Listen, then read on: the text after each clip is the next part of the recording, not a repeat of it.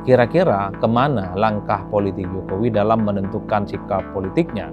Sampai detik ini, kalau bicara tentang politik di Indonesia, memang tidak lengkap rasa-rasanya tanpa menyertakan Pak Jokowi, terutama manuver-manuver, sikap politiknya, termasuk statement-statementnya yang hampir setiap saat itu mengundang begitu banyak perhatian dan tentu saja mengundang perdebatan yang tidak berkesudahan.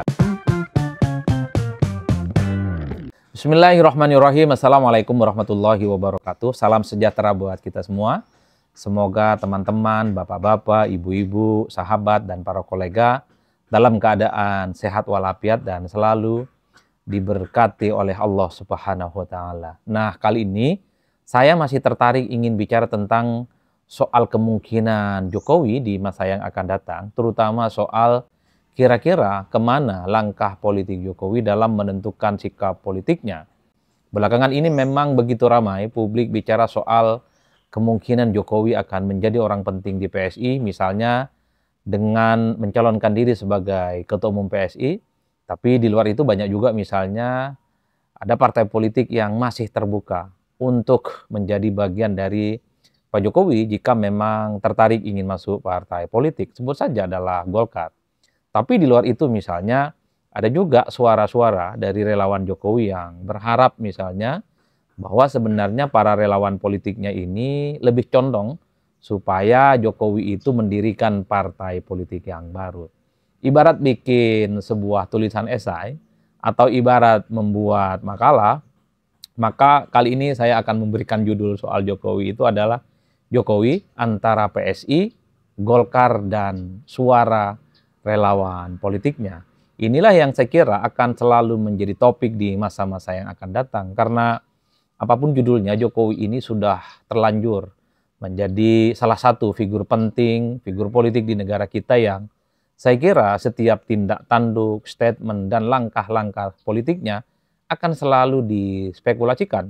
Mungkin dulu banyak pihak yang menduga bahwa ketika Jokowi tak lagi jadi presiden, Jokowi itu akan pensiun, dan tak lagi misalnya dikait-kaitkan dengan urusan politik elektoral.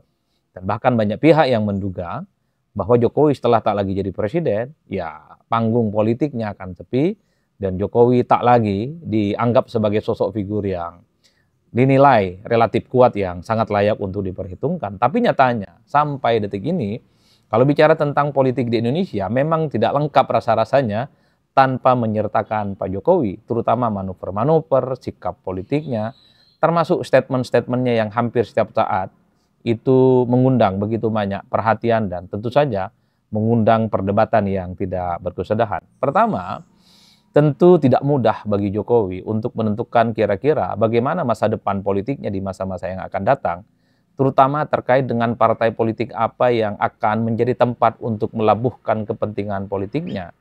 Meski kalau mau jujur sebenarnya yang paling dekat dan paling identik dengan Jokowi itu memang harus diakui, itu adalah PSI, Partai Solidaritas Indonesia. Kalau kita ukur misalnya berdasarkan argumen-argumen survei, kita tahu sejak lama bahwa basis pemilih, basis konstituen PSI itu adalah mereka yang memang total dan tegak lurus bersama dengan Jokowi. Begitupun dengan elit-elit politik PSI. Ketika Jokowi misalnya diserang kanan kiri oleh berbagai pihak dan bahkan ketika Jokowi berkonflik dengan PDIP, satu-satunya partai politik yang selalu setia dengan Jokowi, membela dan selalu pasang badan adalah PSI. Wajar kalau kemudian PSI itu dianggap sebagai partai politik yang sangat Jokowi, partai politik yang 11-12 dengan Jokowi. Dan bahkan ketika Pileg di 2024 yang lalu, kita kan melihat bagaimana begitu banyak banner dan poster-poster yang menyebutkan bahwa PSI itu adalah partainya Jokowi atau Jokowi partainya adalah PSI. Itu diamplifikasi waktu Pileg 2024 yang lalu. Apalagi pada saat yang bersamaan kita tahu bahwa Ketua Umum PSI itu adalah putra beliau yaitu Mas Kaisang Pangarep. Jadi ini adalah poin yang pertama memang memisahkan Jokowi dari PSI itu sangatlah sulit. Apalagi misalnya kalau PSI itu memang pada at the end itu akan menjadi tempat di mana Jokowi melabuhkan pilihan politiknya, bisa dipastikan bahwa Jokowi itu akan menjadi veto player, orang yang dinilai paling penting, satu-satunya sosok yang akan mampu mendirect bagaimana partai politik ini di masa-masa yang akan datang. Karena kalau mau jujur ya, saya kira memang sampai detik ini sekalipun, semua gestur, tingkah laku, termasuk kepentingan-kepentingan politik PSI, itu kan sangat identik dengan Jokowi. Ketika misalnya Jokowi bicara tentang partai Super TBK, PSI mengafirmasi dengan cara misalnya pemilihan ketua umum PSI itu dengan cara one man one vote, di mana seluruh kader PSI punya kesempatan untuk memilih ketua umum mereka secara langsung, meski melalui e-voting. Itu kan sebagai terjemahan bagaimana PSI itu memang selalu mengidentifikasi bahwa kiblat politik utama mereka adalah Jokowi bukan yang lain. Wajar kalau kemudian PSI itu dianggap sebagai tempat yang dinilai paling cocok sebenarnya sebagai rumah baru Jokowi setelah Jokowi tidak lagi bersama dengan PDIP. Tapi ketika Jokowi bersama dengan PSI, tentu ini bukan perkara gampang. Publik mengatakan, ini adalah partai yang nggak lolos ke parlemen loh. Apalagi misalnya kita tahu Jokowi itu adalah sosok yang pengalaman politiknya paling mentereng di negara ini. Harus diakui satu-satunya orang yang mungkin punya karir politik yang mentereng, linier, sejak jadi wali kota, langsung gubernur, termasuk juga presiden, hanyalah Jokowi. Yang lain tidak pernah memiliki pengalaman semacam itu. Wajar kalau kemudian orang seperti Pak Jokowi, jikapun ingin berpartai, tentu jawabannya bukan PSI, karena partai ini tidak pernah lolos ke parlemen. Wajar kalau kemudian, ini poin yang kedua, pada saat yang bersamaan, Golkar kan memberikan statement-statement politik.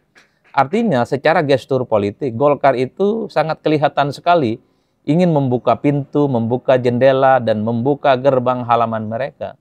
Jika Pak Jokowi tertarik untuk bergabung dengan mereka. Karena apapun kata Golkar, Jokowi ini punya nama besar.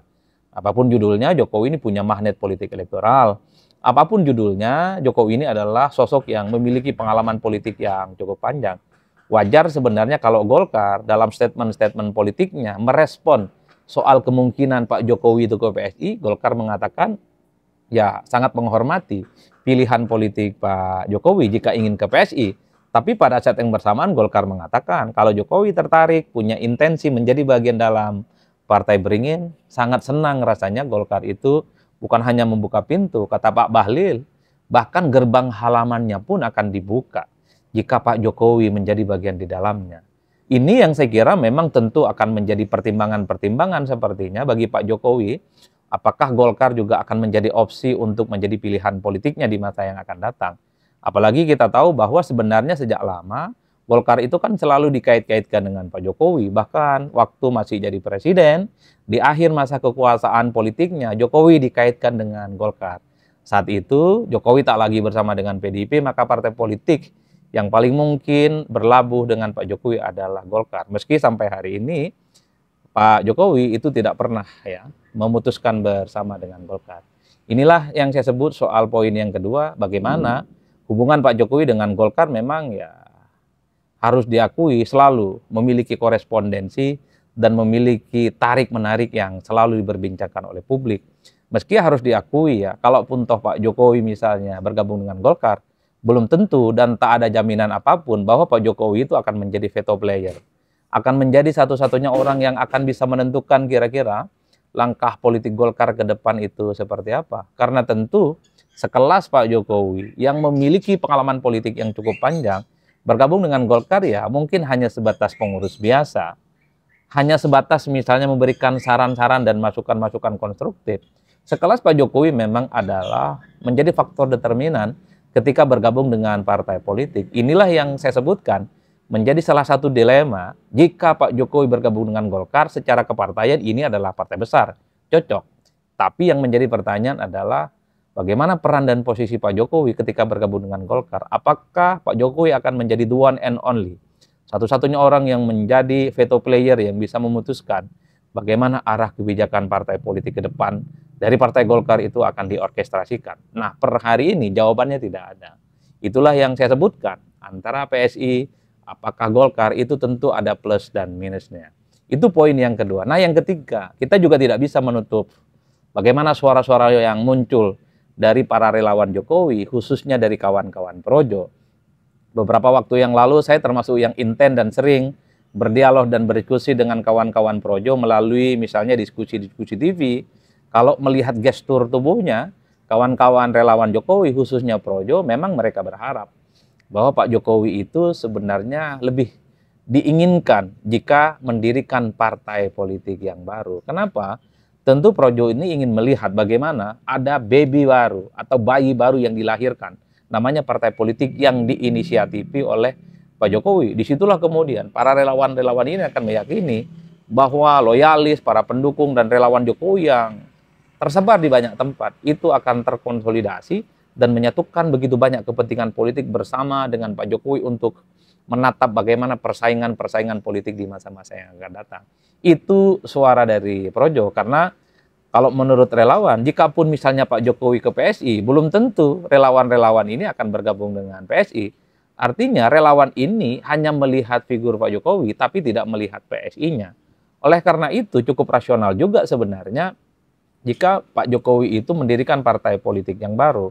Entah itu partai politik apa, tapi yang paling penting, partai politik yang baru ini adalah mengonsolidasi pihak-pihak yang selama ini memang tegak lurusnya bersama dengan Jokowi.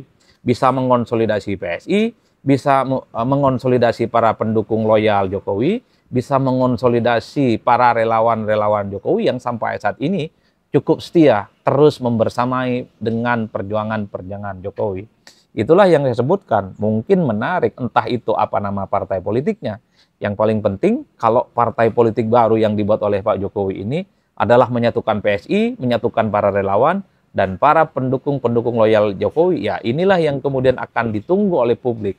Karena apapun judulnya, kalau Pak Jokowi bikin partai politik baru, pastinya menarik kiprah politiknya, persaingan politiknya. Apakah partai yang dibuat oleh Pak Jokowi, partai politik baru ini relatif kompetitif, bisa bersaing dengan partai-partai politik yang lain? Karena kata para relawan Jokowi, mungkin kalau Pak Jokowi ke PSI ya mungkin persoalan pilpresnya saja relawan ini akan tegak lurus memperjuangkan visi misi dan keinginan Jokowi.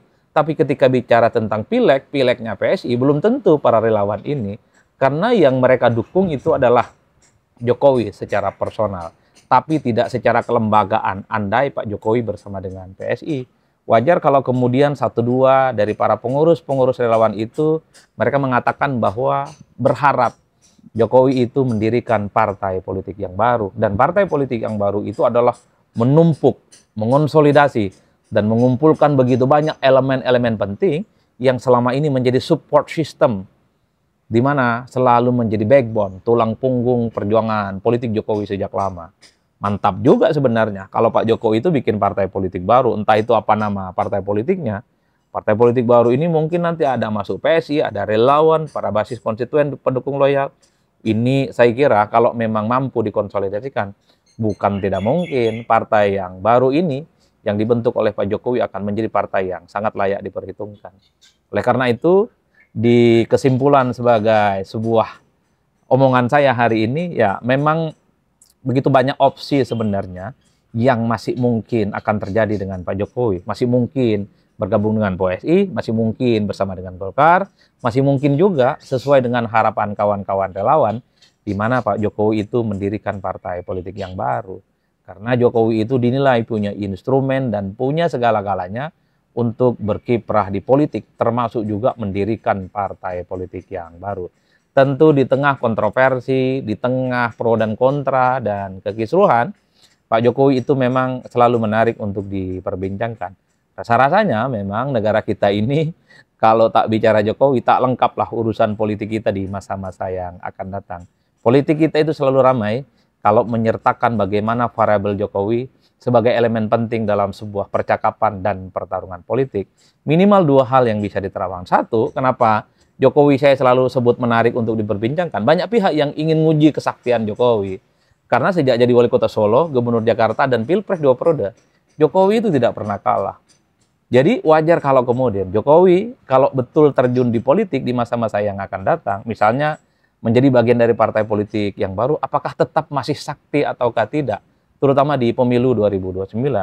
Jadi wajar kalau kemudian banyak pihak yang menunggu Pak Jokowi bertanding di pilpres 2029 misalnya, banyak yang ingin menguji sejauh mana kesaktian Pak Jokowi. Apakah tetap sakti ataukah tidak. Nah yang kedua, tentu saja orang itu kenapa misalnya selalu menjadikan Jokowi sebagai variabel penting dalam percaturan politik.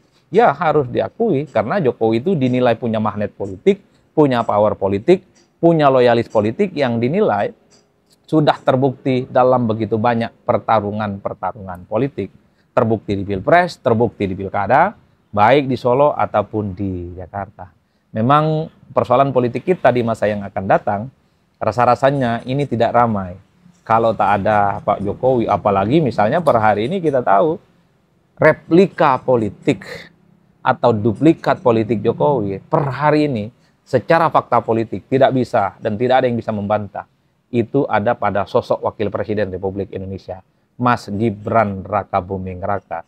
Tentu ini terlepas dari kontroversi, kritik-kritik, terlepas dari pro dan kontra, apapun judulnya, salah satu pelanjut politik Jokowi di masa yang akan datang ada pada sosok Gibran Rakabuming Raka.